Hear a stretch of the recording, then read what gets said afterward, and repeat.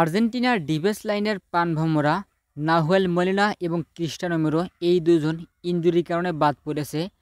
Lionel Scaloni সবচেয়ে বেশি ব্যবহার করেছে নাহুয়েল মলিনা এবং ক্রিস্টিয়ানো রোমেরোকে।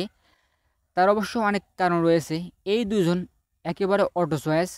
কারণটা হচ্ছে তারা ডিফেন্স লাইনে যেরকম ইমপ্যাক্ট ফেলে এবং তাদের পারফরমেন্সটা একেবারে 100%, যার কারণে অটো চয়েস এই দুজন আর্জেন্টিনার ডিফেন্স লাইনের অটো চয়েস এবং প্রাণভোমরা।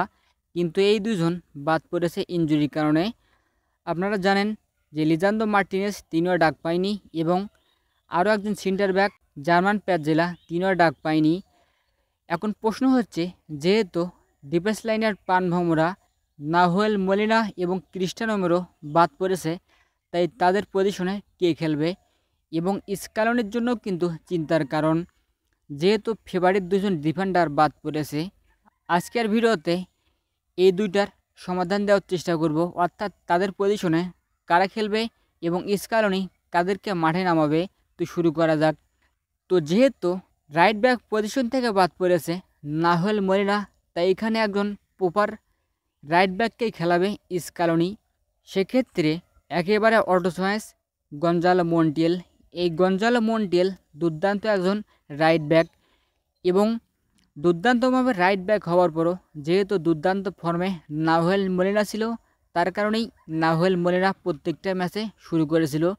অনেক সময়ে এই গঞ্জালো মন্টিয়েল ভরসা ছিল, কিন্তু সাম্প্রতিক সময়ে এসে নাহুয়েল মলিনা আর্জেন্টাইন কোচের ভরসায় ওঠে এবং তিনি প্রত্যেকটা ম্যাচেই শুরু করে। এই নাহুয়েল মলিনার পরবর্তীতে গঞ্জালো মন্টিয়েল তিনি সুযোগ পাচ্ছে। তো নাহুয়েল মলিনা যেহেতু বাদ পড়েছে এবং তার পজিশনে গঞ্জালো মন্টিয়েল স্টার্ট করবে, অর্থাৎ রাইট ব্যাকে গঞ্জালো মন্টিয়েল তিনি স্টার্ট করবে।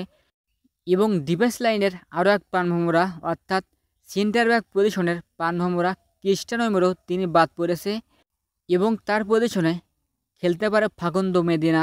এই ফাকুন্দো মেদিনা তিনি সাম্প্রতিক সময়ে স্কোরে ডাক পেয়েছে এবং তিনি স্টার্ট করতে পারে। তো নাহুয়েল মলিনা তার রিপ্লেসমেন্ট গঞ্জালো মন্টিয়েল এবং ক্রিস্টিয়ানো রোমেরোর রিপ্লেসমেন্ট ফাকুন্দো মেদিনা এবং Emiliano Martinez, Otamendi, Tagliafico, MacAllister, Enzo Fernandez, Rodrigo De Paul, Leo Messi, Lautaro Martinez, Alejandro Garnacho তারা থাকতে পারে শুরু একাদশে।